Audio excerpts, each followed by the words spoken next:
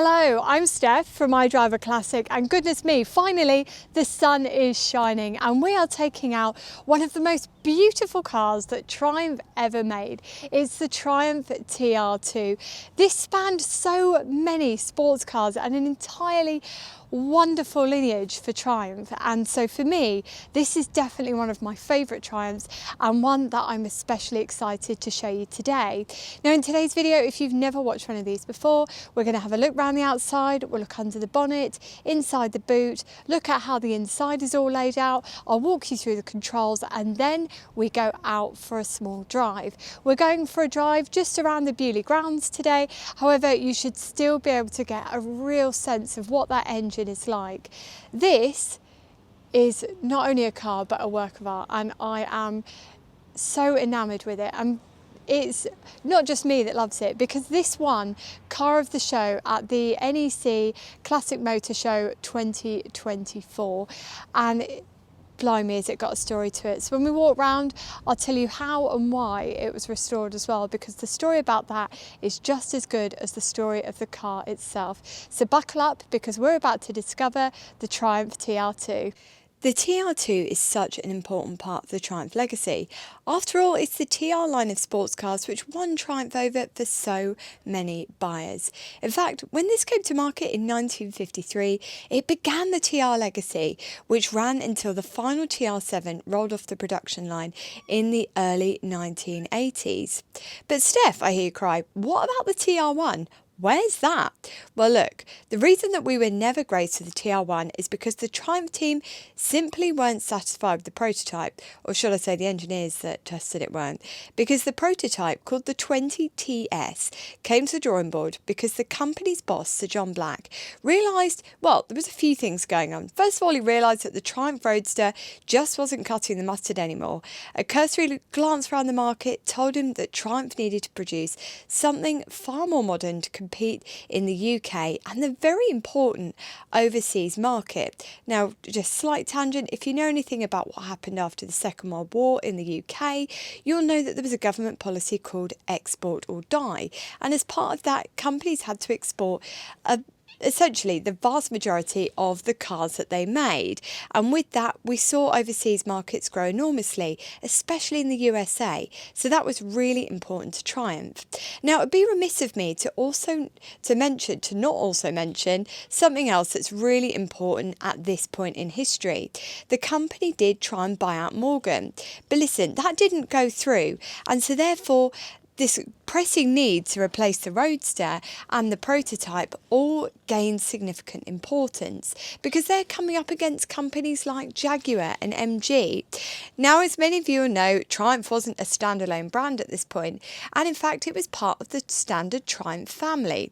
Standard had bought the company out in 1944, and it was at that point that they decided to make Triumph the sporting brand, and then Standard were the sensible, safe saloon brand, which probably makes sense as to why I always end up in Standards and I've kind of said goodbye to Triumph. Anyway, a far wiser decision than you'll see later on, because when British Leyland take Triumph on, they end up competing against themselves for market share. But look, that's another moan for another day. So back to this prototype. The way that they do it is they take a standard 8 chassis and they shorten it down and they create a 2-seater sports car, and they pinch the 2-litre engine from the standard Vanguard, which is a fine machine and one that we have done a review on. Now, it goes on show at the 1952 London Motor Show, and everything's going swimmingly, well, until the British Racing Motors development team declare it a death trap when they take it out on test. And so the pencils come back out again and they take the TS20 and they make the TR2. Now, there are numerous changes made. You've got the ladder chassis, longer body, more ample size boot, which of course is really important when you're looking at the overseas market as well as the home market. And then they take that 2-litre standard engine, which gives you far more excitement than you get in the saloons, and you get 90 brake horsepower, a top speed of 107.3 miles per hour, which was provided by Motor Magazine as a test speed, and it does 0 to 60 in 12 seconds. And being a known commodity, That engine is a reliable unit that people already had faith in, which is 2 thumbs up. The engine's then paired with a 4-speed box with optional overdrive on the top 2 gears. We've got it fitted on this, so I'll show you it later on. Coil sprung independent suspension at front and leaf sprung live axle to rear. It's also got drums fitted all round, which is absolutely wild to me. And look, I totally appreciate with these heady top speeds why many owners opt for the disc brake upgrade. This particular example hasn't led a particularly arduous life, and before joining the collection at Beaulieu Motor Museum it was a 1-owner car, and it spent 30 years being hidden away in a garage in the southwest of England. It joined the collection in 1998, so it's been here a while, and it caught the eye of the Weeks family, who left a legacy after a member of their family passed away to pay for the work involved in restoring the car, which has meant that it's now able to be admired and enjoyed by even more people in the future. Now, the restorer who undertook the work was a company called 110 Garage. I'm not sure if it's 110 Garage or 110. The restoration firm established by Anthony Hamilton. Now, if that name sounds familiar, it's because he's the father of Formula 1 champ Lewis Hamilton, and he does some great work. He does some really cool cars. Now, as I said earlier, they did a cracking job on this one because it won Car of the Year at the NEC Classic Motor Show 2024. Now, that's enough from me. Let's jump in and have a look at that dash in greater detail. Coming inside here is such a treat. Now, it's not the first TR2 that I've ever been out in. However, today's weather is far better than the last time I filmed one. Now, coming inside, it reminds me of my impressions the first time I saw one, in that I thought they were remarkably well equipped for a car from the 1950s. And something I should probably mention as well is one of the reviews at the time says that it was the cheapest car on the market in Britain that would go over 100 miles per hour. Although there were things that cost extra, but I'll talk to you about that as we go along. So first of all, glove box. Now, as you can see here, it is a decent sized glove box, which is quite rare because when you go out in sports cars quite often, you find that the use of space is quite lacking. And we don't just have a glove box either, because we've got these door bins as well. So there's plenty of storage, and you've already seen the size of the boot, pretty good sized boot as well. Coming into the centre, you've got a good selection of gauges to let you know what's going on. You've got a fuel gauge, you've got an ammeter, you've got your temperature gauge, and you've got an oil pressure gauge there as well. And in terms of your pulls and push switches, you've got panel lights, you've got your wipers, side and headlamps, you've got push start on this. Now, for those of you that haven't ever experienced a car like this before, to get it to start, I'll show you. We have to push to engage starter. Over from there, you've got your choke, which you'll note is slightly out because the car's not fully warm. You've got your speedo, which runs up to 120, although it's easy to take these over 100 miles per hour, and you've got a rev counter here as well. Coming over to the far right, you've got an overdrive pull and you've got your heater. Now, I was talking to you and I said that there were things that cost extra. Overdrive was one of them. I think it's either £56 or £57 to have that added onto the car. So it's not a cost to be sniffed at, but quite a few people went for it. Now, that is pretty much everything in a nutshell in the car. As I said to you earlier, we've got that 1991cc engine inside and it sounds delicious. I'm going to let you have a little listen. So I've just knocked it into first because I don't know about you, but I don't like to leave cars in neutral. So to get it to start, we turn the key, we pull the starter. Should we try that again? Because it's a push start, not a pull. I'm so used to it because it's pull on my standard. Sorry everyone, old habits die hard.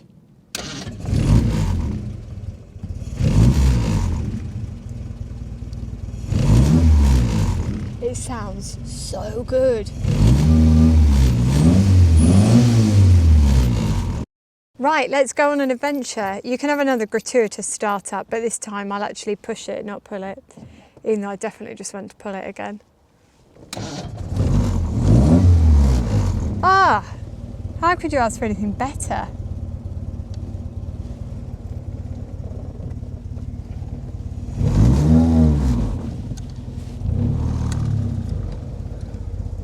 Now, as I say, we are just going for a little poodle around the Beaulieu grounds today. There's a few reasons for that. Number one is it hasn't been set up for road use yet and it's not been taxed. And number two is it means that we get the chance to enjoy this and we get to show you at home, because otherwise we might have missed out.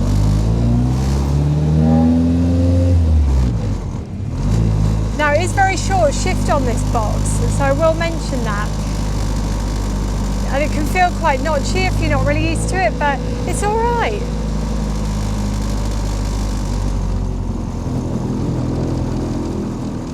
Now, the one thing I will say for this is, of course, I know that it has been lovingly restored in such a careful way to such a high standard. But the thing that really stands out for me on this is the handling. Because as you can see here, there's no play in the steering. Everything is just absolutely marvellous. So that's into third. And that, my friends at home, is into fourth, so that is your top gear on this one. I know we have got the overdrive, but I mean, there's no point using that today, is there? Because we're just not going to get the speed out of it. But I'll tell you what, when I just went to turn that on there, it did come on very quickly. Now that's across the third and fourth gears, so the top two gears on there.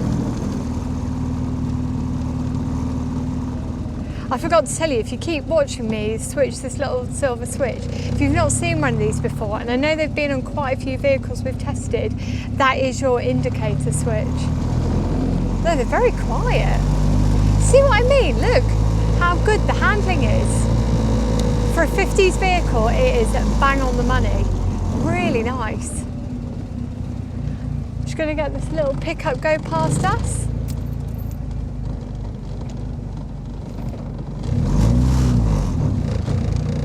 Again, it's one of those that likes to set off in second, as many vehicles of this age do.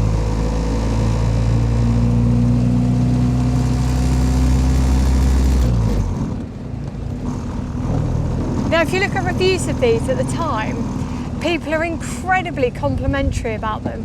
Number one, because they were well priced, as I said earlier. They were the cheapest car in Great Britain on sale at the time that would go over 100 miles per hour.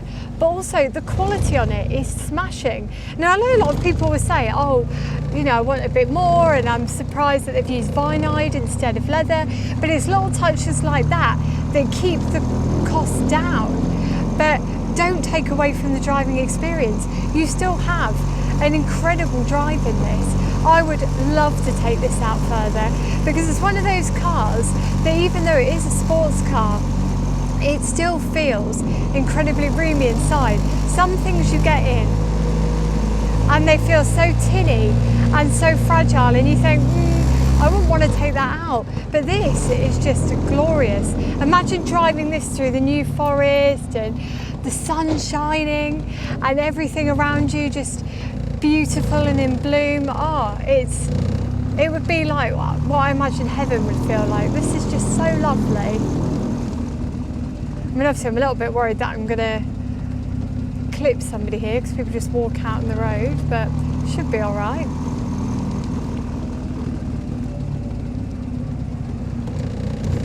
I do apologise that I can't take you out on the open road today, but my choices were either miss out on the car and not show you it at all, or go on a slightly compromised drive. And I just decided that it was better to give you a flavour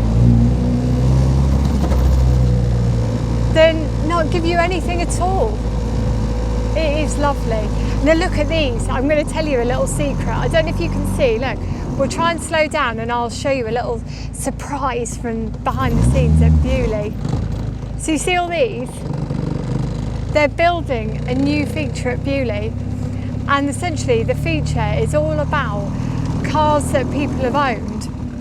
And the next car that we're going to be testing from Beaulieu is one of the cars that has just landed.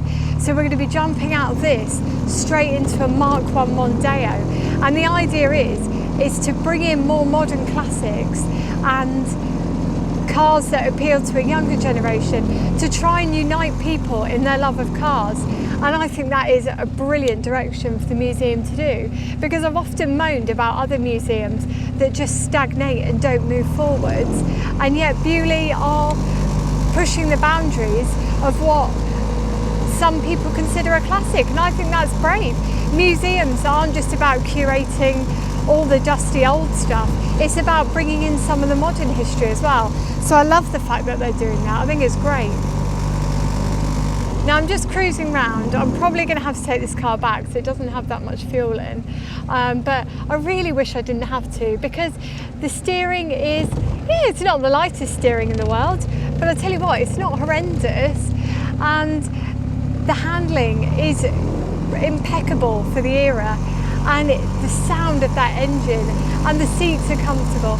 It's got all the ingredients for a car that you could take on a long journey and make some incredible memories. So if you're watching this video, my first bit of advice would be is to join Club Triumph or one of the Triumph owners clubs and get involved in what they do, because they'll be able to help you find one of your very own. And number two is this is a great use of money. This is a beautiful car. You'll have far more fun with this than any old modern car that you can drive. It might not be as reliable, but who cares? You'll be having a lot more fun in this with an occasional stop on the hard shoulder than a car that you can go and buy brand new off the forecourt.